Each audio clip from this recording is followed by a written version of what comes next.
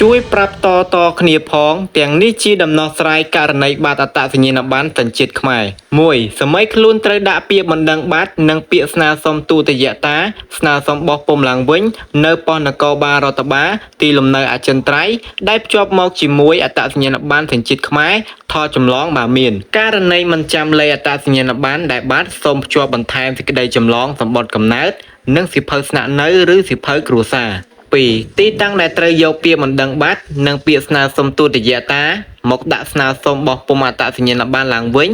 បាននៅទីតាំងណាមួយដូចខាងក្រោមប៉ុស្តិ៍នគរបាលរដ្ឋបាលឃុំសង្កាត់នៃទីលំនៅអចិន្ត្រៃយ៍អធិការដ្ឋាននគរបាលក្រុងស្រុកខណ្ឌនៃទីតាំងលំនៅអចិន្ត្រៃយ៍ក្នុងការដ្ឋាននគរបាលរាជធានីខេត្តនៃទីតាំងលំនៅអចិន្ត្រៃយ៍ទីស្នាក់ការផ្ដល់អត្តសញ្ញាណប័ណ្ណសារអ៊ីអន2សែនសុខឬអ៊ីអន3មានជ័យ នាយកដ្ឋានអត្តសញ្ញាណប័ណ្ណសញ្ជាតិខ្មែរដែលមានទីតាំងនៅភូមិតាងៅក្រោមសង្កាត់និរោធខណ្ឌច្បារអំពៅរាជធានីភ្នំពេញ 3. រយៈពេលទទួលបានគឺ21ថ្ងៃនៃថ្ងៃធ្វើការ